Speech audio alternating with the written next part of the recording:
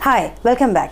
आज हम करने जा रहे हैं इस वीडियो में क्वाड्रेटिक इक्वेशंस क्लास 10th, जो आपकी एनसीईआरटी की बुक का चैप्टर नंबर 4 है।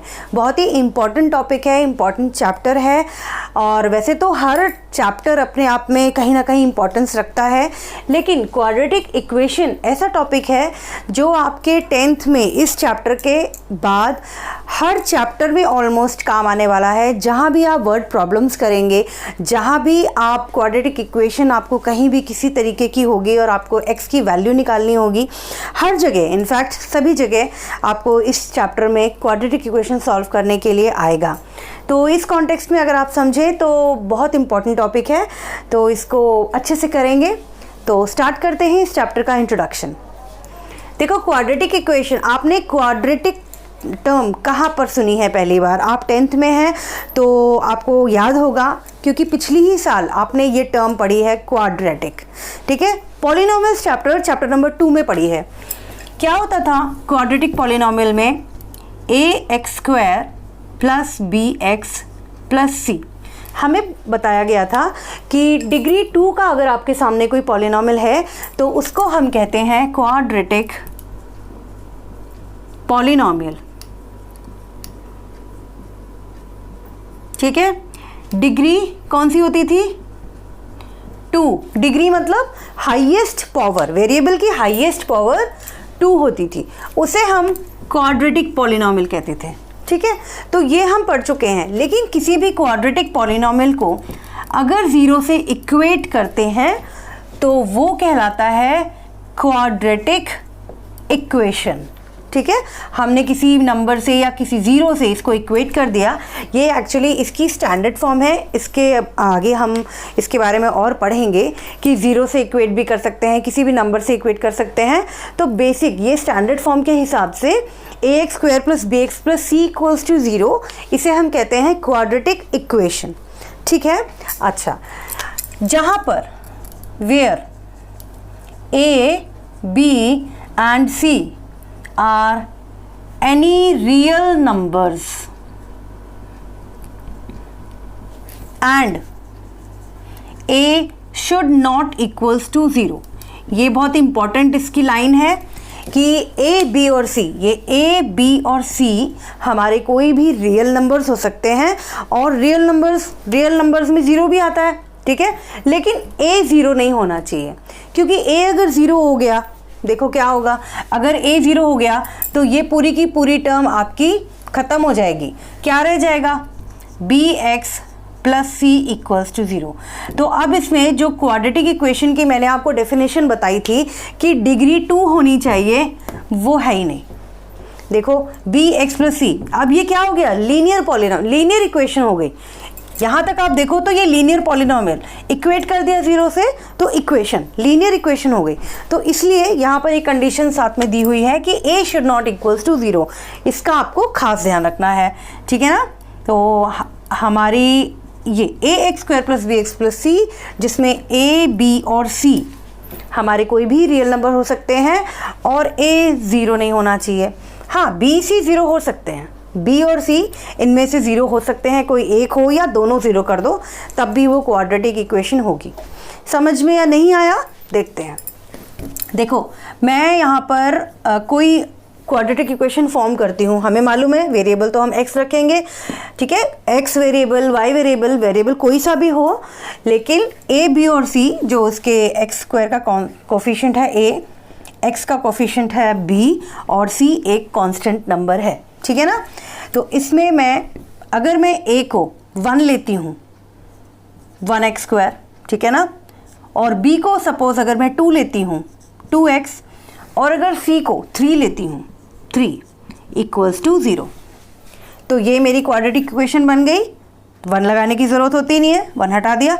x² plus 2x plus 3 equals to 0, ये क्या हो गई? एक क्वाड्रेटिक इक्वेशन। ठीक है, अब मैंने b को ले लिया 0, नेक्स्ट में मैंने ले लिया a equals to 2, b equals to 0, c equals to 3, let's suppose. ठीक है ना? फर्स्ट ये थी, सेकेंड बना रही हूँ मैं, तो क्या बन जाएगी? 2x² plus 0 into x, 0 into x 0 रह जाएगा, तो हटा दो इसको, 0 ही है। और c मैंने ले लिया 3 इक्वल्स टू 0। तो ये देखो इसमें 2x² + 3 इक्वल्स टू 0। तो ये मेरी हो गई क्वाड्रेटिक इक्वेशन। अब अगले किसी एग्जाम्पल में a को मैं ले लेती हूँ 1। देखो a को मैं 0 नहीं ले सकती हूँ, कंडीशन के हिसाब से a को मुझे 0 नहीं लेना।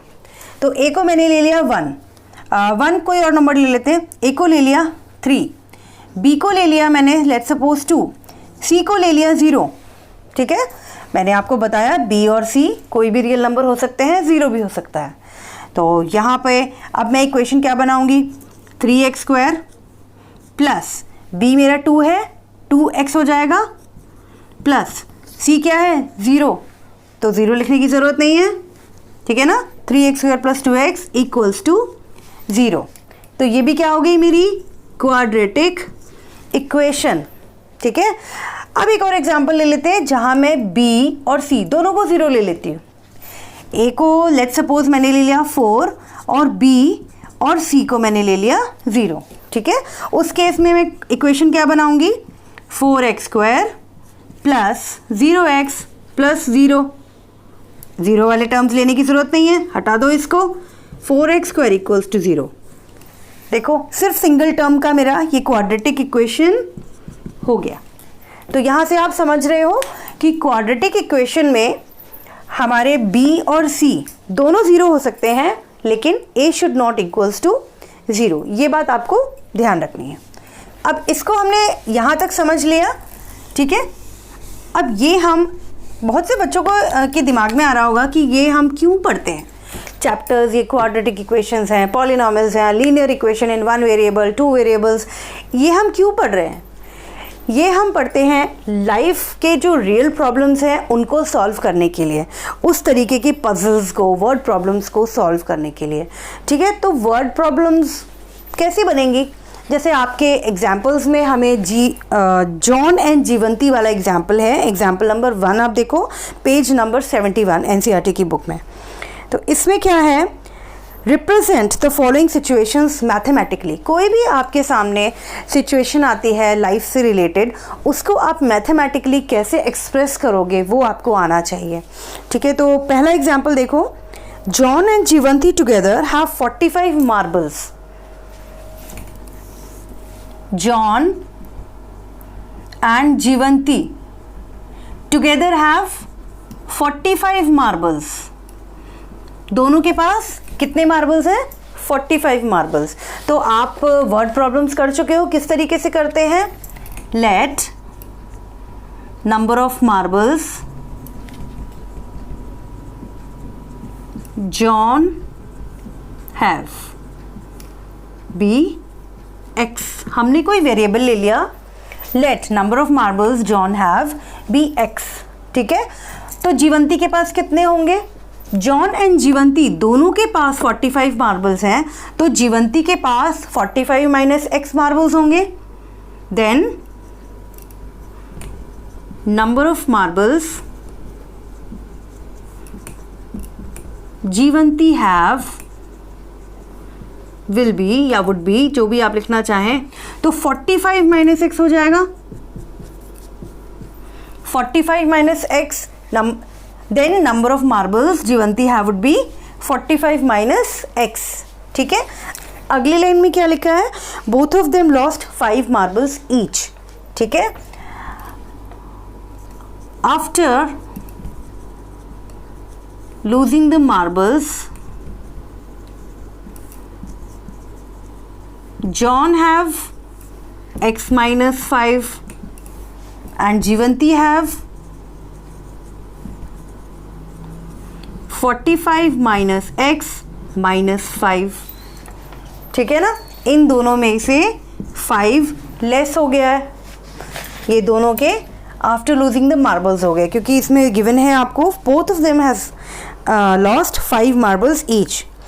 एंड देखो मैं यहाँ पे क्या कर रही हूँ, पूरा जो आपकी प्रॉब्लम है उसको मैंने नहीं पढ़ा है। ठीक है ना, मैं लाइन बाय लाइन एक एक लाइन पढ़ रही हूँ, और जो उसको मैं मैथमेटिकली एक्सप्रेस कर सकती हूँ वो मैं यहाँ कर रही हूँ। John and Jivanti together have 45 marbles. Both of them lost 5 marbles each. वो भी मैंने कर लिया. And the product, ध्यान से देखो, and the product of number of marbles they now have is 124. Product of the number of marbles they now have. ठीक है, इन दोनों का प्रोडक्ट है 124. पहले इसको सॉल्व कर लेते हैं. 40 माइनस एक्स हो जाएगा. ठीक है, 45 माइनस 5. अब इन दोनों का प्रोडक्ट है according to the situation, according to the problem आप लिख सकते हैं. शॉर्ट फॉर्म में मैं लिख रही हूं. क्या हो जाएगा? इन दोनों का product 40 minus x equals to हमें गिवन है 124. तो इस तरीके से हमें किसी भी वर्ड प्रॉब्लम को, किसी भी लाइफ सिचुएशन को रिप्रेजेंट करना आना चाहिए. यहाँ पर हमें सॉल्व नहीं करने को दिया गया है, सिर्फ how to represent a word problem वो हमें सीखना है. ठीक है, अब इसको सॉल्व करेंगे, मतलब अब जो ब्रैकेट वगैरह ओपन करेंगे तो एक हमारे पास क्वाड्रेटिक इक्वेशन ही आएगी, क्योंकि क्वाड्रेटिक इक्वेशन चैप्टर हम पढ़ रहे हैं. देखो, ये पहले इसको इससे पूरे से मल्टीप्लाई करेंगे. 40x minus x square minus, अब 5 से मल्टीप्लाई कर रही हूँ, 200, 5 4 से 20. ठीक है, और ये प्लस 5x इक्वल्स टू 124. अब देखो, इसको थोड़ा सा और सॉल्व हो सकता है. माइनस एक्स स्क्वायर है, ये यहाँ कर देती हूँ, माइनस एक्स स्क्वायर, और पहले ये x वाले लीनियर टर्म्स को कर लो. 45 plus 45x minus 200 equals to 124. अब देखो, ये वाला राइट साइड का इधर आ जाएगा, minus x square plus 45x minus 200 minus 124 equals to 0. ठीक है, इसको सॉल्व कर लो. Minus x square plus 45x minus हो जाएगा ये 324 इक्वल्स टू 0. अब ये वाला साइन पॉजिटिव कर लेते हैं तो इजी रहता है. तो -1 से पूरी इक्वेशन में मल्टीप्लाई कर रही हूँ मैं. X square minus 45x plus 324 equals to 0. तो ये हमने रिप्रेजेंट कर दिया मैथमेटिकली. तो इसके आगे कैसे सॉल्व करना है वो जब हम क्वाड्रेटिक इक्वेशन को सॉल्व करना सीखेंगे तब इसको आगे देखेंगे. फिलहाल आपको क्या सीखना है? रिप्रेजेंटेशन. ठीक है, तो एग्जाम्पल नंबर 1 का ये फर्स्ट पार्ट हमने कर लिया. अब देखते हैं एग्जाम्पल नंबर 1 का सेकेंड पार्ट. देखो क्या है. A cottage industry produces a certain number of toys in a day. किसी एक दिन में कोई कॉटेज इंडस्ट्री है, वो नंबर ऑफ टॉयज, कुछ टॉयज का प्रोडक्शन कर रही है. ठीक है, तो let the number of toys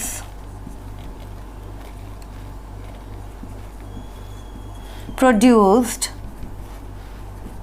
on a particular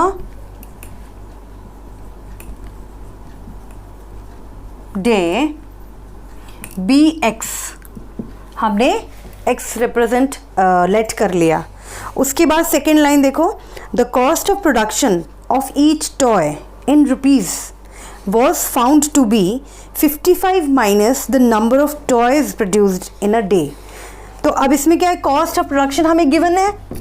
cost of production therefore लगा सकते हैं. Cost of production in rupees, जो भी आपको प्रॉब्लम में गिवन है वो आप लिख सकते हैं. Cost of production in rupees of each toy है ये. ऑफ ईच टॉय कितना गिवन है? 55 minus the number of toys. 55 minus x. ठीक है, नंबर ऑफ टॉयज हमने लेट किया x, तो कॉस्ट ऑफ प्रोडक्शन कितनी हो जाएगी? 55 माइनस एक्स. एक टॉय का, हर टॉय का प्रोडक्शन है, ये कॉस्ट ऑफ प्रोडक्शन है. ठीक है, on a particular day the total cost of production was 750. अब देखो, एक टॉय का कॉस्ट इतना है और टोटल नंबर ऑफ टॉयज हैं x, तो total number of cost, total cost कितनी हो जाएगी? देयरफॉर टोटल कॉस्ट, एक cost of production of one toy into number of toys. ठीक है ना, तो 55 माइनस एक्स इंटू एक्स. जो कि हमें क्या गिवन है, 750 रुपीज़। देखो हमने रिप्रेजेंट कर दिया, ये हमारी इक्वेशन होगी जिसे हम सॉल्व करेंगे। सॉल्व करना हम सीखेंगे जब इन चीज़ों के बाद, तब हम इसको सॉल्व करेंगे। फ़िलहाल हम ब्रैकेट ओपन करके एक इक्वेशन बना सकते हैं। देखो जब इसका ब्रैकेट ओपन होगा 55x हो जाएगा minus x square equals to 750। एक तरफ ले आओ सारा कुछ, ठीक है ना, जिससे कि ये जो क्वाड्रेटिक वाली टर्म हमें पॉजिटिव करनी होती है, तो ये सारा का सारा हम उधर ले जाएंगे। तो x square minus 55x plus 750 equals to 0। यहाँ पर अगर आपको कुछ कन्फ्यूजन हो तो देखो मैंने क्या किया, ये वाली दोनों टर्म्स को मैं RHS में ले गई हूँ। जब ये वाली टर्म वहाँ ले जाऊँगी तो प्लस हो जाएगी, ठीक है, और ये वाली टर्म जब मैं वहाँ ले जाऊँगी तो माइनस हो जाएगी, ठीक है, और ये प्लस ही रहेगी। 750 इक्वल्स टू 0। अब ये मैंने स्टैंडर्ड फॉर्म बना दिया है। फिर जो हम आगे सीखेंगे, हम इसको सॉल्व करना सीखेंगे। किसी भी क्वाड्रेटिक इक्वेशन को सॉल्व करने का मतलब x की वैल्यू निकालेंगे। देखो जब हमारी x की वैल्यू हम निकालेंगे तो क्या निकल रहा है, बेसिकली हमने x क्या लिया था, नंबर ऑफ टॉयज, और वही हमें we would like to find out the number of toys produced in a day, वही हमें निकालने को भी बताया गया है। तो आप समझ रहे हैं क्वाड्रेटिक इक्वेशन को सॉल्व करने का मतलब क्या हुआ, हम x की वैल्यू निकालते हैं, ठीक है। अब बात कर लेते हैं standard form of quadratic equation.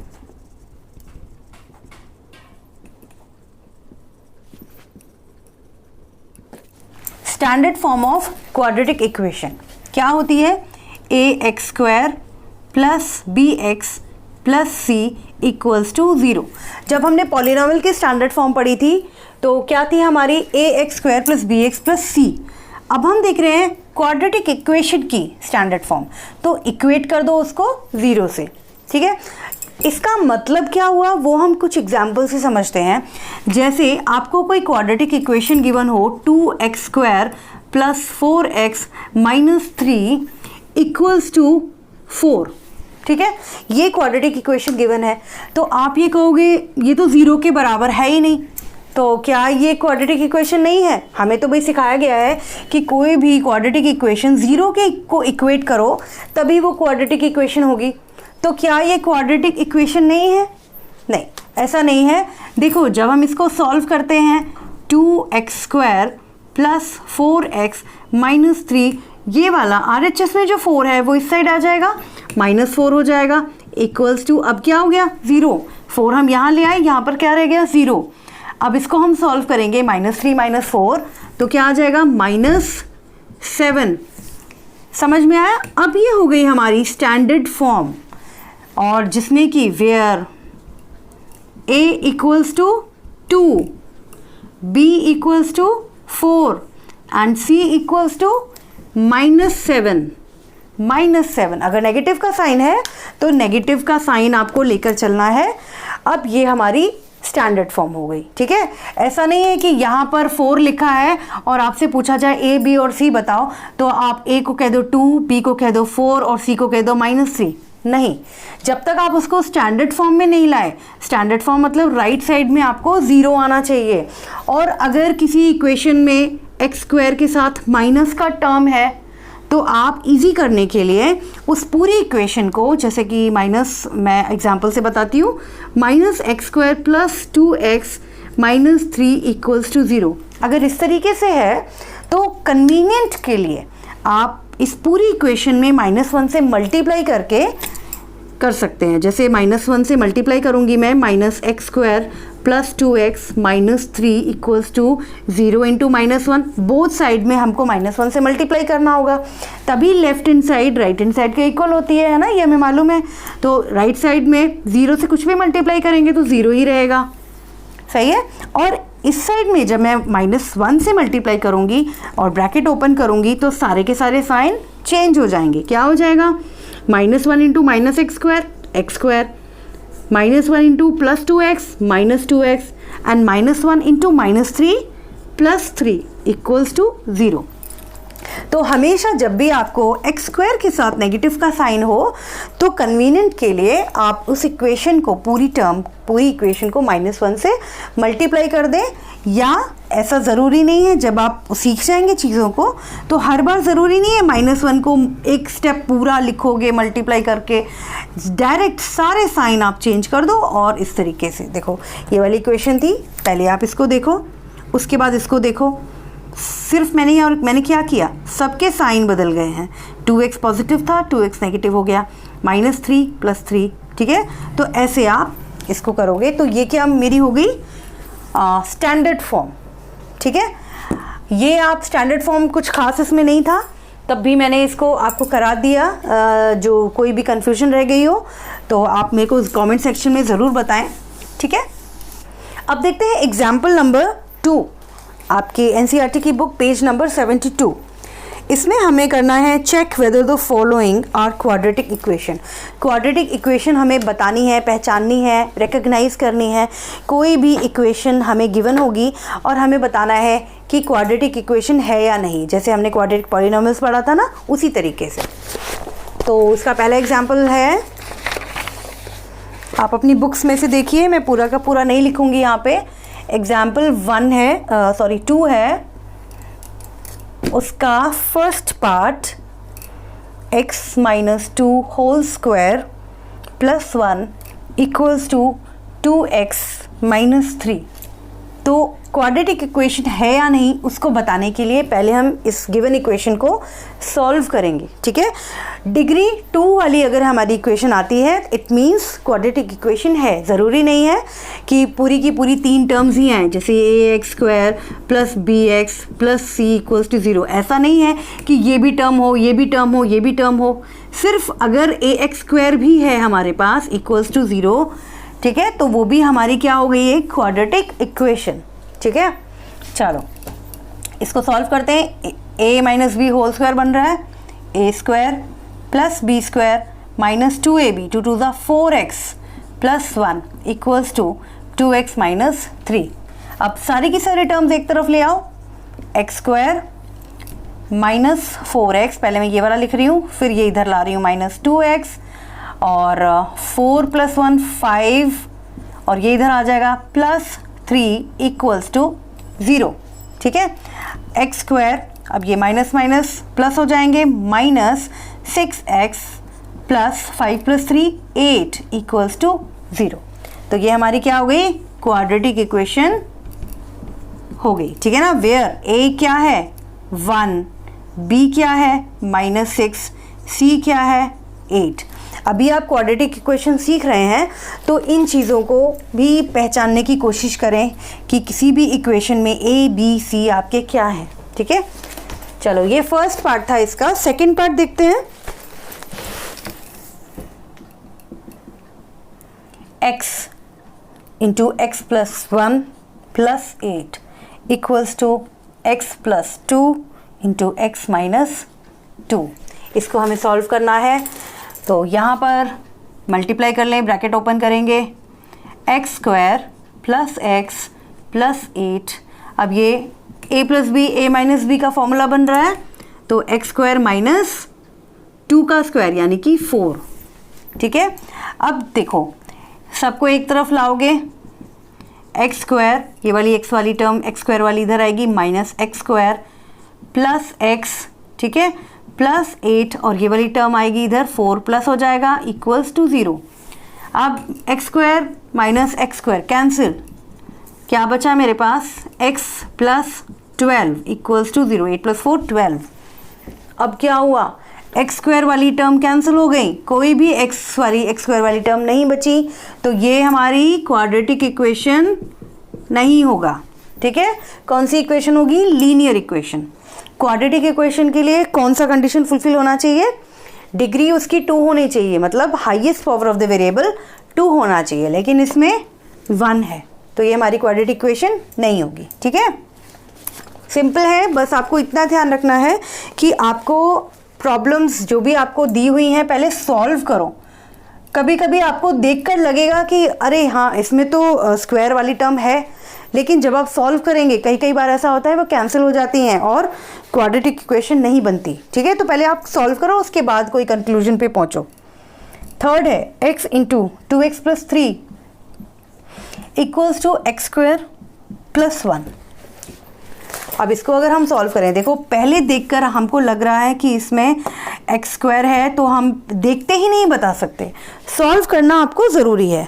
हो सकता है ये क्वाड्रेटिक इक्वेशन निकले, हो सकता है कि ना निकले। ठीक है, तो पहले हम क्या करेंगे, सॉल्व करेंगे। 2x स्क्वायर मल्टीप्लाई करके plus 3x equals to x square plus 1। अब इनको सबको इधर लाएंगे। ठीक है, तो मैं एक ही बार में कर देती हूँ, ये सारी लेफ्ट हैंड साइड पे आएगा तो साइन चेंज होंगे, x square minus 1 equals to 0। अब लाइक टर्म्स को पहले सॉल्व करेंगे, x square plus 3x minus 1 equals to 0। देखो ये हमारी क्वाड्रेटिक इक्वेशन की कंडीशन को फुलफिल कर रहा है, तो ये हमारी क्वाड्रेटिक इक्वेशन होगी। ठीक है, अब ए बी सी पहचान लो। इसमें ए क्या है 1, बी क्या है 3, सी क्या है -1। जो भी कोई नेगेटिव टर्म होगा उसका पूरा का पूरा नेगेटिव लेकर चलेंगे। ठीक है, तो सी इक्वल्स टू -1। ये थर्ड पार्ट था। अब फोर्थ देख लेते हैं।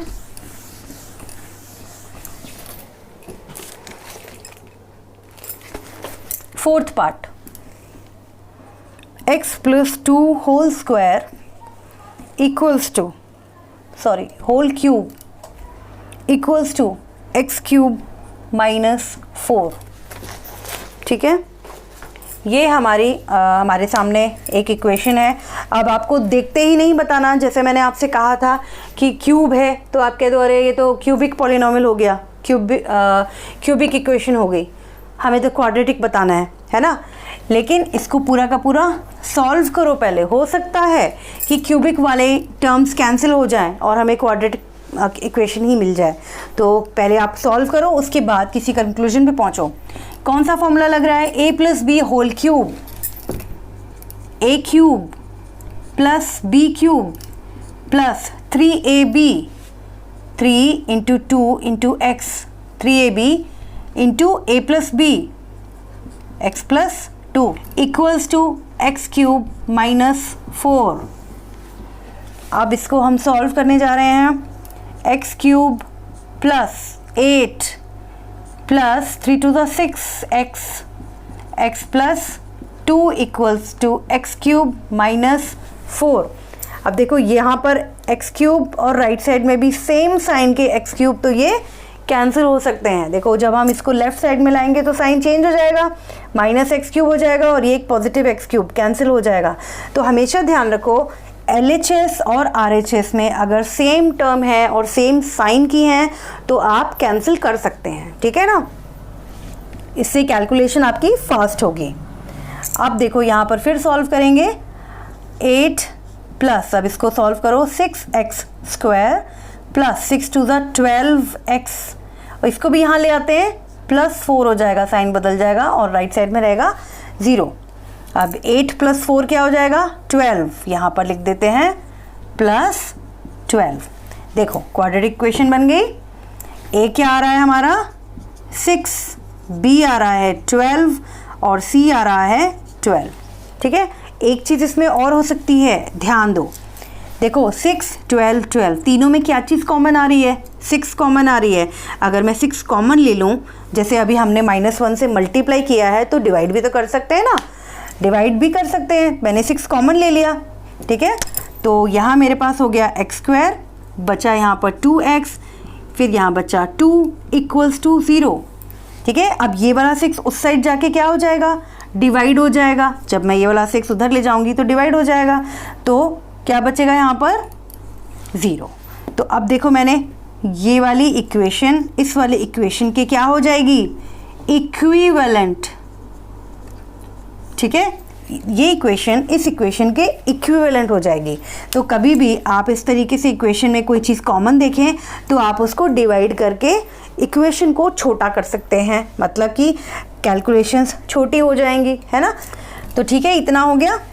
यहाँ तक हमने एग्जाम्पल्स कर लिए, इंट्रोडक्शन पार्ट हम यहाँ तक कर चुके हैं मेरे ख्याल से। तो ठीक है, इसके बाद हम अगली वीडियो में एक्सरसाइज 4.1 करेंगे। तब तक आप प्रैक्टिस कीजिए एंड कीप लर्निंग मेरे साथ मैथ्स।